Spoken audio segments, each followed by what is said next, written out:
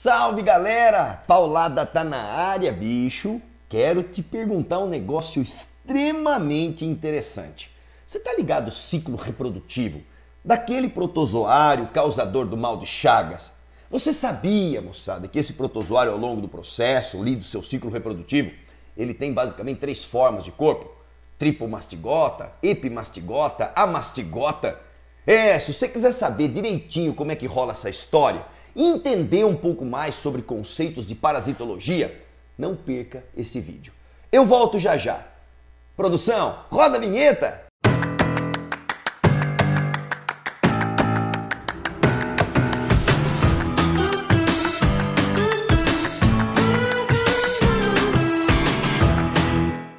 Salve, galera! Paulada tá de volta, bicho. E quero te dizer que o assunto de hoje é um baita de um filé. Mas antes da gente falar sobre o nosso videozinho deste assunto filé, quero te pedir o seguinte: se inscreva no nosso canal. Moçada, dá um likezinho. Isso é extremamente importante para todos nós. Sabendo de toda essa história agora, nós podemos iniciar então a nossa brincadeira. Galerinha, nós vamos falar hoje um pouco sobre parasitologia. Você deve estar ligado. Só que é o seguinte, dentro da parasitologia, eu gostaria de enfatizar hoje com vocês alguns aspectos de protozoário. E cara, quero falar de uma doença chamada de mal de Chagas ou doença de Chagas, como você queira, de extrema importância para o seu vestibular. Você que vai precisar muito da biologia, e é mesmo você que não vai precisar praticamente nada da biologia, mas que vai fazer uma primeira fase como FUVEST, que vai fazer uma primeira fase como o Unesp, o próprio Enem. Bicho, não vacila. Este assunto é um baita de um filé para que vocês possam ter sucesso, pelo menos pensando em questões relacionadas a esse fator de mal de Chagas. Galera, todo ano está presente, então nós não podemos vacilar nessa história.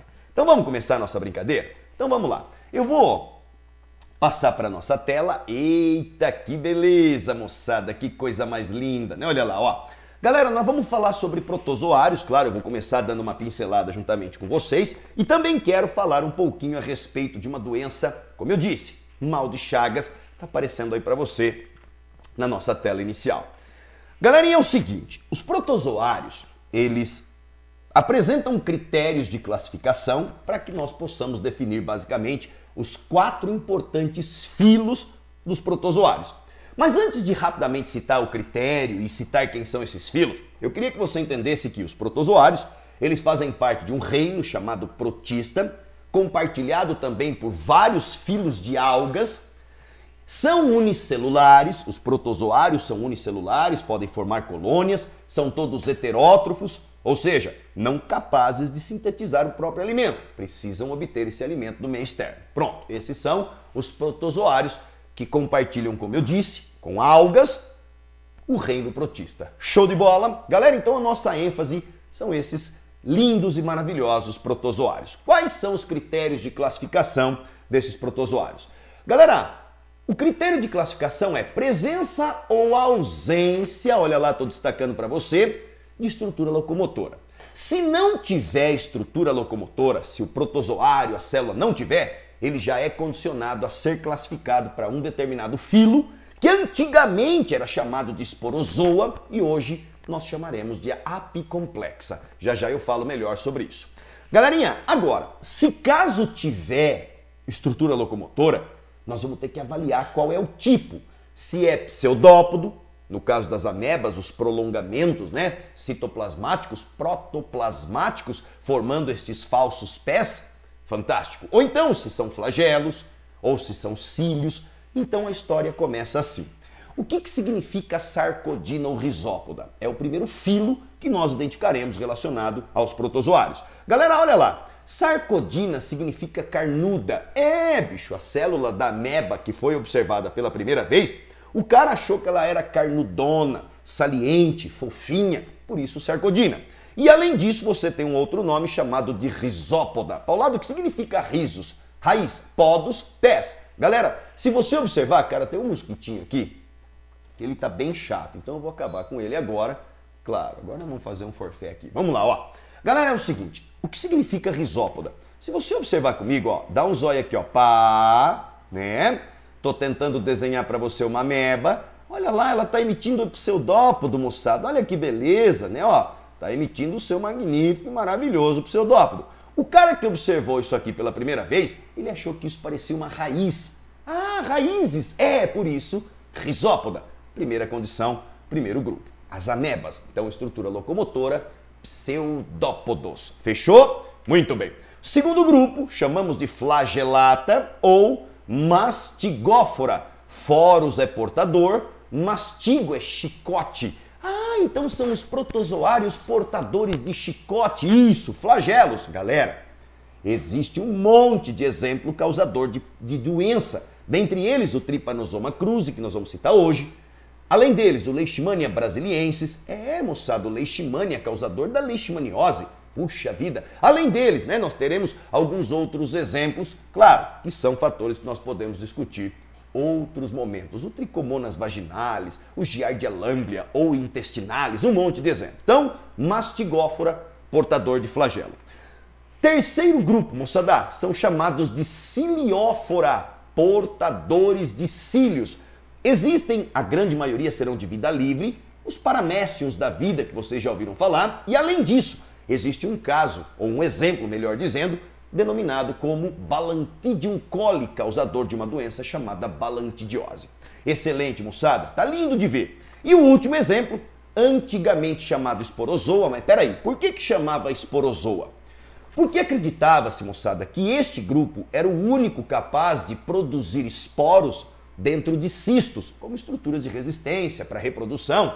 Posteriormente descobriram que o Sarcodina também é capaz de realizar isso. Por esse motivo, o termo esporozoa, que seria produtor ou reprodução por esporos, já não é mais exclusivo deste grupo. Portanto, resolveram denominá-lo como apicomplexa. Mas o que significa isso, né? Galera, se nós fizermos aqui, ó, uma das formas do protozoário causador da malária, que é o Plasmodium, é essa daí em formato de gota, tá? Chamado de merozoíto, enfim. Se você observar aqui nessa extremidade, ó, você identifica vários filamentos proteicos associados a pequenas vesículas. Esta estrutura, moçada, que está ligado à extremidade do protozoário é o que nós chamamos de apicomplexa, ou seja, uma estrutura complexa que está na extremidade. Cara, olha que bonito, né? Vocês já ouviram falar naquele mosquitinho chamado porvinha, moçada? É o porvinha. Esse porvinha é que tá me incomodando aqui e me fez derrubar minha caneta. Ó, tem um monte aqui, ó. Eita, que beleza. Ar-condicionado, calor e o porvinha tá comendo sorto. Show de bola? Interessante? Guardou com carinho? Então deixa eu fazer uma coisa aqui rapidinho. Ó, 2 minutos. Deixa eu só fechar a porta aqui, né, moçada? Eita, que beleza, ó. É, bicho, a vida como ela é, não é assim? Pronto, eu voltei para ficar. É, fui fechar ali, moçada. O escritório aqui, pra gente ficar gostosinho, com ar-condicionado. E agora o Paulada vai trabalhando com vocês. Beleza, vamos lá, dá uma beiçada na água. E vamos socar a bota. Moçada, presta atenção em mim. Entendeu quem são os protozoários, classificação, os grupos? Agora vamos entrar em alguns conceitos da parasitologia. Eita, que beleza! Parasitologia estuda os parasitas. Podemos citar bactérias, parasitas, vermes, fungos, protozoários, até os vírus entram nessa história. Tudo bem? Vamos para conceitos básicos e importantes para qualquer doença envolvendo parasitas. Galera, agente etiológico. Então, agente etiológico é o mesmo que causador da doença. Então, aqui, ó, é o causador, né? Olha lá, ó, é o causador da doença, tá? Pode ser a bactéria. Por exemplo, a cólera, uma doença bacteriana, é causada pelo víbrio colérico. Ah, então este é o agente etiológico? É. O amarelão, doença famosa de verme ou ancilostomíase, como você queira, é causada pelo ancilóstoma duodenale. Um verme que causa uma doença, então etiológico é o causador, tá? Trypanosoma cruzi causa o mal de Chagas, que nós estudaremos em breve. Galera, vamos para o segundo conceito, agente transmissor ou vetor. É aquele organismo que vai permitir com que o etiológico seja introduzido no corpo do hospedeiro. Vou te dar um exemplo.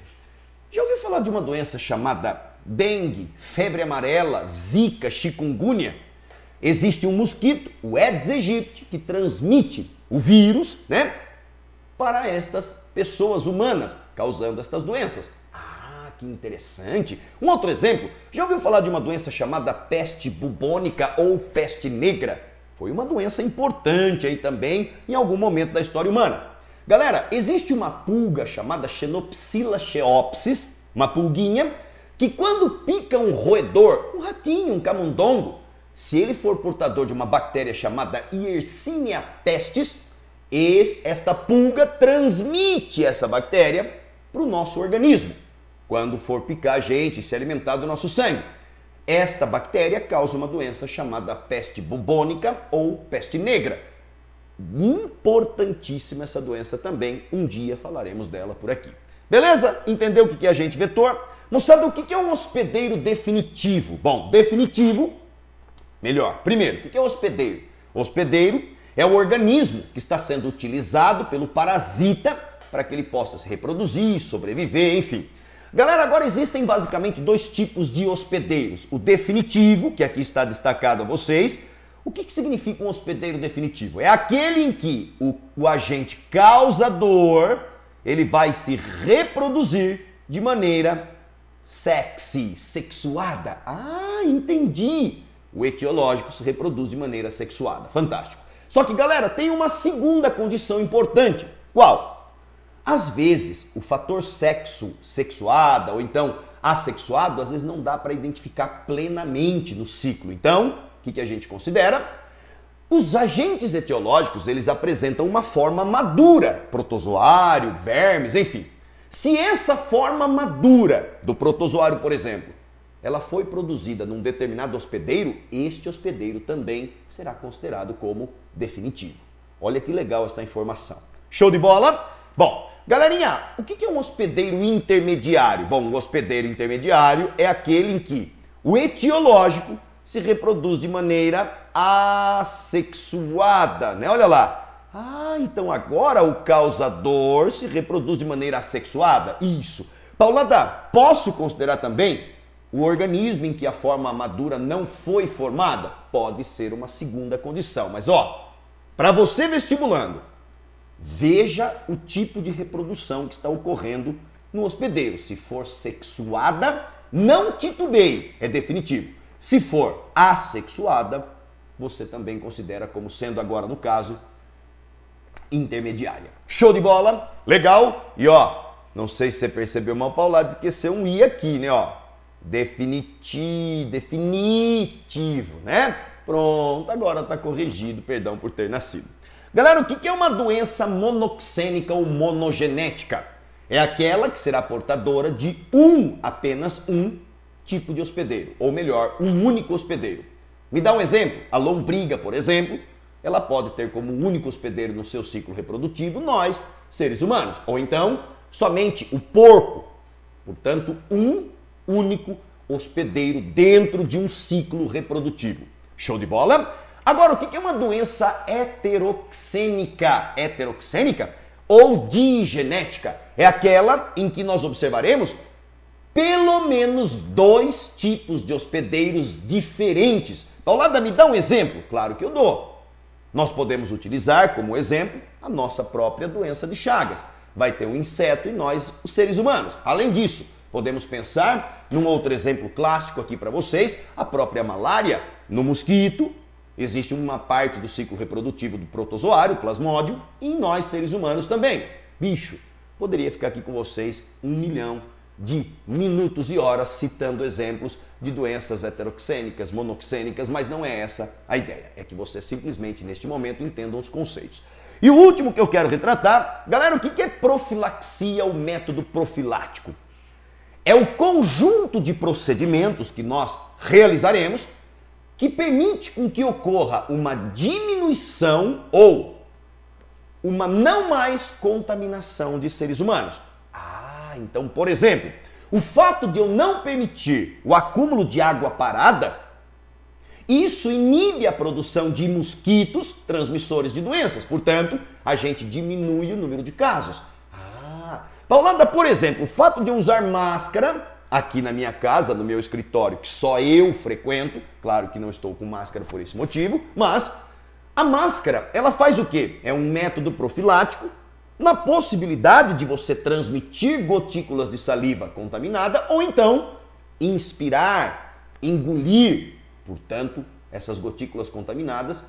A utilização de máscara impede com que essas gotículas contaminadas ou você jogue para os outros ou os outros joguem em você. Então isso é um método profilático. O fato de você lavar as mãos, passar álcool em gel, tudo isso é método profilático.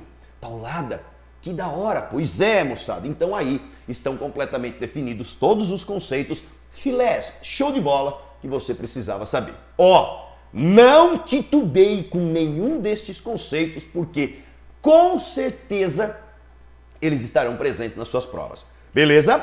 Beleza? Fui ver a tela e agora que voltei. Galera, então vamos lá? Então agora, bicho, nós vamos começar para valer a falar de uma doencinha chamada doença de Chagas, ou mal de Chagas, né? Bom, você sabe que Chagas é o sobrenome também de um pesquisador, Kruse também, claro que homenageados em função da sua importância e, claro, foram homenageados para definir doenças que trabalharam na identificação e tudo mais. Belezeira? Galerinha, vamos lá! Primeira coisa que você precisa saber comigo, deixa eu pegar minha caneta aqui, ó. Qual é o agente etiológico causador da doença de Chagas? É o Trypanosoma cruzi. Eu não sei se você percebeu, mas existe uma letra C com maiúscula aqui, né? Segundo as regras de nomenclatura, o epíteto específico, que seria o cruzi, né, a parte do nome científico, deveria ser com letra minúscula, mas como é uma homenagem a um pesquisador, é o nome próprio, você pode colocar com inicial maiúscula. Não é obrigado, mas pode colocar que você não vai estar errado quanto, consequentemente, à definição da escrita de nome científico. Beleza? Ótimo. Agora então vamos lá, moçada. É um protozoário flagelado, pertence ao grupo dos mastigófora ou flagelatas.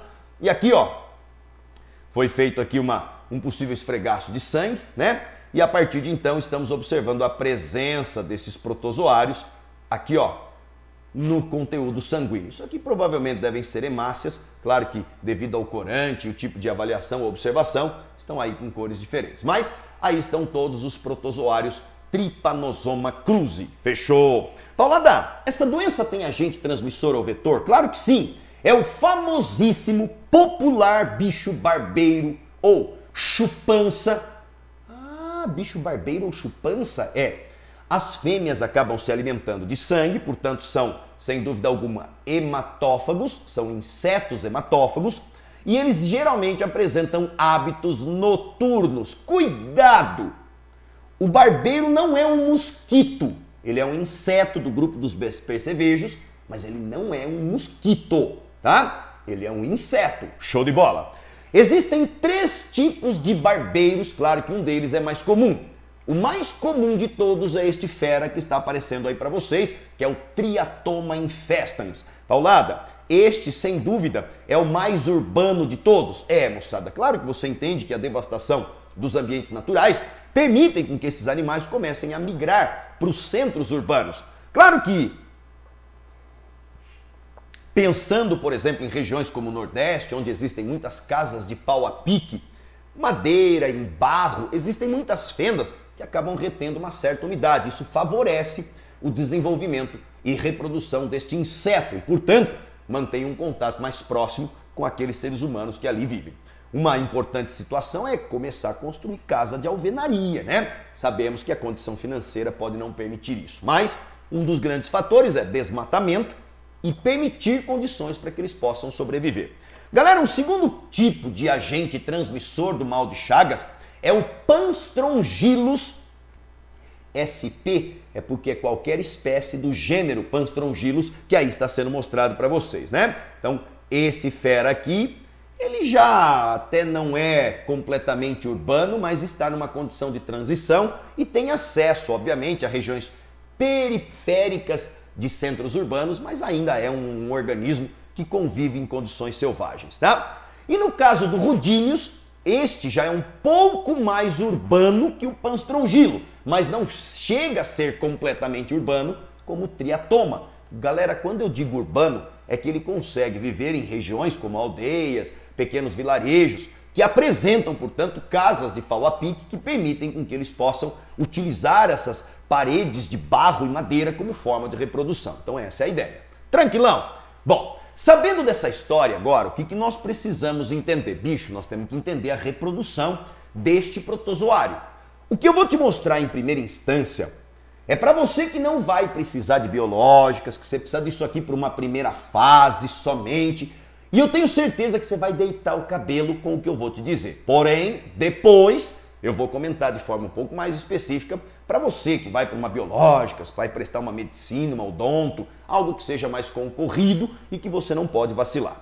Galera, então observem comigo. Vamos lá. Você está visualizando um ciclo reprodutivo aí, inicialmente bastante simples, em que nós visualizamos o seguinte, preste muita atenção.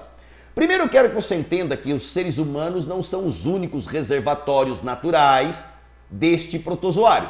Além de nós, seres humanos, você pode encontrar em macacos, em gato do mato, em cachorro do mato, tatu, gambá. Puxa vida, Paulada, que loucura! Pois é um monte de organismos que podem apresentar este protozoário também como forma de reservatório natural. Bom, agora a história é a seguinte, moçada. Imaginemos que este inseto, que é o bicho barbeiro, ele tenha picado ou alguns destes reservatórios naturais ou algum ser humano portador e contaminado com a doença. A partir do momento que a fêmea deste organismo começa a sugar o seu sangue, alguns protozoários que estão presentes no sangue são jogados para o trato intestinal, consequentemente, deste inseto. E lá, estes protozoários se multiplicam de forma sexuada. Paulada, que legal, tá mostrando aqui, ó, processo de reprodução deste protozoário. Galera, agora imaginemos que este tal barbeiro, este barbeiro aqui, ele saiu dali, foi dar um rolê e encontrou um outro ser humano. E aí o que ele fez? Ao picar este indivíduo, no momento em que ele começa a sugar o sangue deste indivíduo que não apresenta doença, o tal barbeiro ele começa a defecar no mesmo momento. E você lembra? No intestino do barbeiro estava cheio de protozoário. Portanto, quando ele promove a sua defecação aqui nesta região, estas fezes contaminadas com o barbeiro, com o protozoário, você inconscientemente dormindo, vai lá e acaba coçando o local da picada. Esta região da picada nós chamamos de chagoma. Chagoma com CH, tá? Então, na região do chagoma, você acaba coçando e devido você coçar, você permite que este protozoário penetre na sua corrente sanguínea. E aí, Paulada? E aí, moçada? Que ele vai cair na sua corrente sanguínea e vai penetrar em alguns tecidos e começar a se multiplicar, de forma também assexuada, e causar os principais sintomas, que são os inchaços de alguns órgãos, por exemplo, o coração. Paulada, então esse é o ciclo reprodutivo? Dois detalhes fundamentais. Primeiro, quem é que transmite a doença de Chagas, moçada? É através da picada do barbeiro? Não! O barbeiro não transmite a doença através da picada, e sim através das fezes contaminadas com os protozoários. Fechou? Então, por favor. E outro detalhe, o barbeiro não é um mosquito. Ele é um inseto, mas não é um mosquito. Belezeira? Pronto, moçada, dessa maneira, você que vai para uma primeira fase, tá lindo. Você sabe que existem reservatórios naturais além do ser humano. Você sabe que quem transmite a doença são as fezes contaminadas do barbeiro. E isso tudo é maravilhoso. Agora, Paulada, eu tô intrigado com uma coisa. Qual? Quem é o hospedeiro definitivo e quem é o hospedeiro intermediário? Porque pelo que você me mostrou, tem reprodução assexuada nos dois organismos, nos dois tipos de hospedeiros. Pois é. Por esse motivo agora é que eu vou te mostrar a segunda explicação do ciclo. E aí, bicho, vai ficar isso muito claro para todos nós. Vamos nessa? Olha lá, moçadinha. Show! Agora você está vendo, claro que o Paulada recheou todo este ciclo para que você pudesse entender. E nós, de novo, estamos numa condição. Qual? Existe um hospedeiro, que é o barbeiro, o inseto, e existe nós, que somos os seres humanos. Galera, nós vamos partir do pressuposto de que este barbeiro ele acabou picando o ser humano e sugando sangue e, portanto, adquiriu um protozoário. Perfeito? Paulada, este protozoário que ele está sugando, ele tem uma forma específica? Sim, moçada. Ele é chamado de tripomastigota. Então, peraí. Então, o que o barbeiro suga do seu sangue é um protozoário que nós chamamos de tripomastigota. O que é isso? É uma forma do Trypanosoma cruzi. Ah, é uma forma. Isso. O que significa tripomastigota? Moçada, deixa eu pegar este organismo aqui, ó, só para você entender. Ele tem 3 alças no flagelo. Uma alça, 2 alças, 3 alças. Por isso, tripomastigota. Ah, tripla alça de flagelo. Fantástico. Então, quer dizer que é este tripomastigota que vai ser sugado pelo barbeiro. Perfeito. Paulada, no momento em que ele cai no trato intestinal do barbeiro, ele muda sua forma para epimastigota e começa a se dividir por divisão binária, assexuada. Paulada, e aí? E aí, moçada, aqui, no intestino do barbeiro, o que acontece? Tá lá, então agora você tem um monte de protozoário que se reproduziu, que está no intestino do barbeiro. Esse barbeiro, quando for picar um novo indivíduo, ele acaba defecando no local. E aí o indivíduo coça e permite com que o protozoário penetre na sua corrente sanguínea. Tudo bem? Moçadinha, o que vai acontecer? Este protozoário que penetrou, olha só que coisa linda, né? Eles vão penetrar, eles vão penetrar nos tecidos, por exemplo, tecido do esôfago, se for ingerido, no seu coração, se for, obviamente, indicado por esta condição de sangue. Ah, entendi. E aí? Só que quando este protozoário flagelado, ele penetra no tecido, ele perde o seu flagelo e recebe o nome de amastigota. O prefixo A designa a ausência de flagelo. E aí, moçada, ele começa a se multiplicar de forma monstruosa, causando aqueles edemas gigantescos, o inchaço do coração. Isso, essa é a história. Agora, alguns destes protozoários que estão se reproduzindo também por divisão binária, ou seja, também assexuada, alguns acabam sendo liberados novamente para a corrente sanguínea e promovem o amadurecimento, permitindo a produção de novos tripomastigota. Peraí, Paulada. Este tripomastigota é a forma madura? Isso, vem cá. Onde que ele foi formado? Ele foi formado no corpo humano.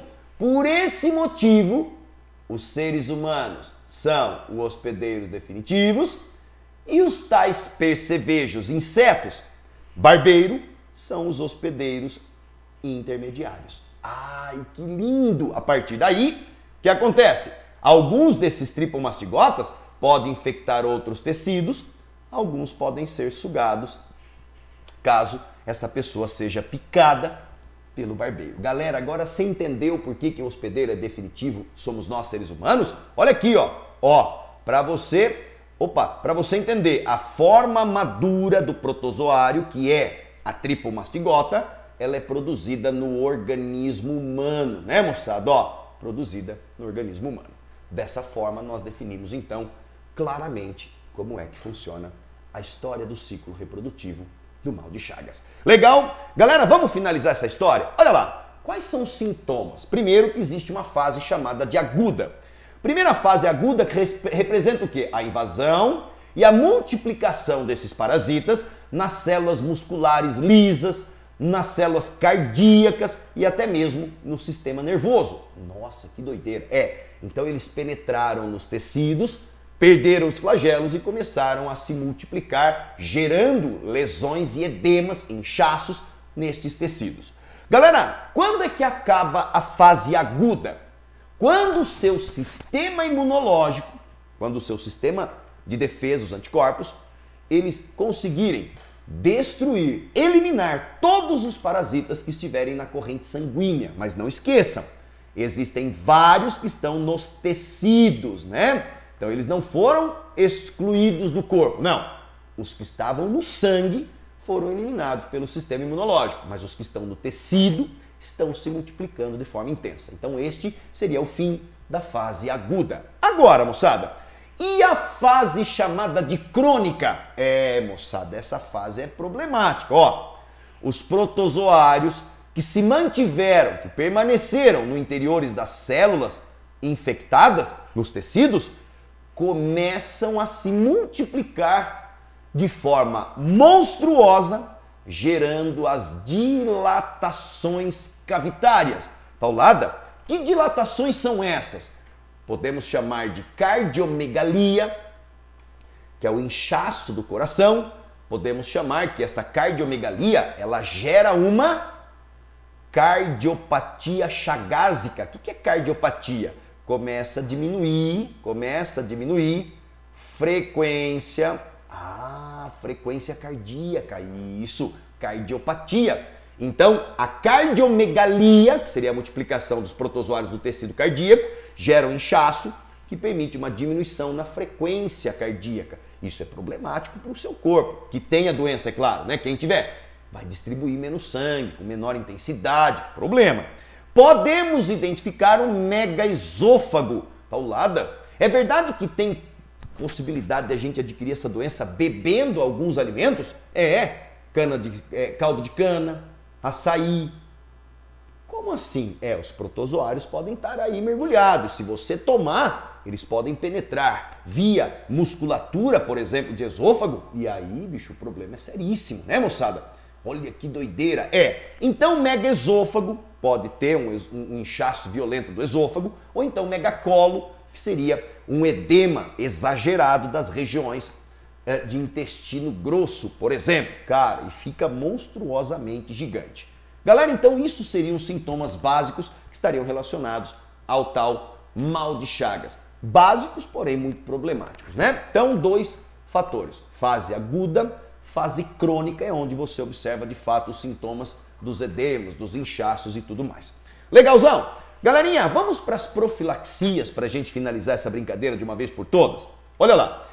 O que é profilaxia? São os procedimentos que nós podemos tomar para tentar inibir as pessoas de adquirirem a doença ou então até erradicar a doença. Claro que no caso do mal de Chagas ainda não foi erradicado e talvez longe disso acontecer.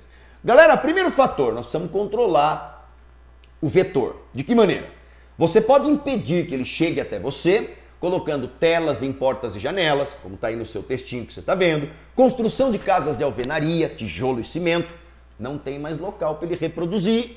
O barbeiro, que é o vetor, ele obviamente diminuindo, acaba diminuindo a incidência de doenças.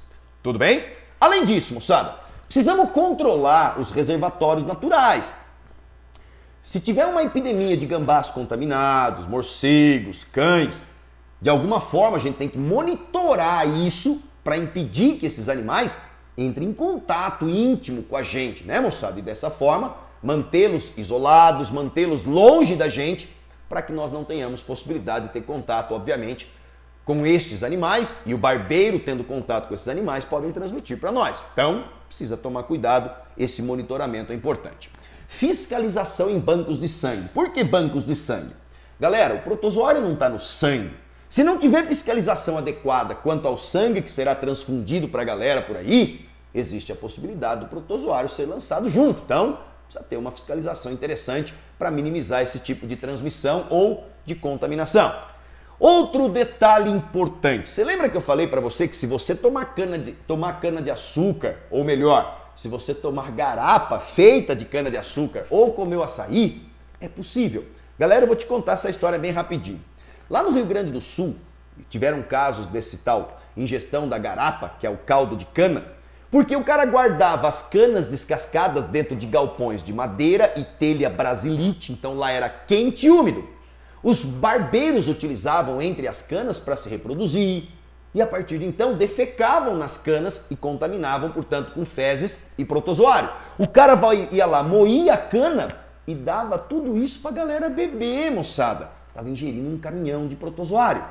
No caso do açaí, o açaí ele é produzido em formato de cacho, né? Então os coquinhos formam um grande cacho. Entre os coquinhos deste cacho, ali retém umidade, é quente, utilizada pelo barbeiro para reproduzir. E aí, como a higiene não era muito satisfatória perante a limpeza e lavagem do coquinho, porque não era um procedimento industrializado, e sim manual feito pelos caiçaras da região, eles passavam grande quantidade de coquinhos contaminados com fezes e protozoários. E aí moía, fazia o tal do açaí e a galera tava comendo, eita, show de bola, ingerindo um caminhão de protozoários. Então, qual que é o grande fator importante para a gente prevenir esse tipo de contaminação? Olha lá, moçada, nós precisamos de fiscalizações adequadas das condições de higiene dos alimentos. Tanto do açaí como a cana-de-açúcar, né, que seria a garapa, elas devem ter contaminação controlada. Claro que vinculada ao fator via-oral. Agora, como é que se controla isso? Já ouviu falar em pasteurização? É, o nosso querido Louis Pasteur, além de derrubar a teoria lá da abiogênese, que você deve lembrar dessa história, ele também trabalhou intensamente com o conceito de pasteurização. Você aquece o alimento, dependendo do alimento, mas só para você ter uma ideia, aquece durante um determinado tempo, a 60 graus Celsius, e aí repentinamente você abaixa a temperatura para 10 graus Celsius, dá esse choque térmico, você mata a grande quantidade de micro-organismos que está no alimento, portanto ele tem uma durabilidade maior. Então este procedimento inibiria qualquer contaminação de ingestão de açaí, garapa. Então precisa, infelizmente, nestas condições, estar vinculado a um processo de industrialização. Ou que você tenha precauções, profilaxias adequadas para que não ocorra contaminação da cana, contaminação do açaí. Então essas seriam as ideias. Galerinha, show de bola, bicho. Pronto, dessa maneira eu tenho certeza que você vai arrebentar se caso cair alguma questãozinha que envolva a história mal de Chagas, protozoário, parasitologia. Moçada, então quero te agradecer por você ficar comigo até agora e vou te pedir de novo, se você curtiu o vídeo, dá uma curtida lá, dá um like e lógico, moçada, se inscreva no nosso canal. Um beijo no seu coração, é sempre um imenso prazer estar aqui. Valeu, galera! Fala tchau pra mim, se liga na bio, agradece. Um beijo no seu coração. Valeu, valeu!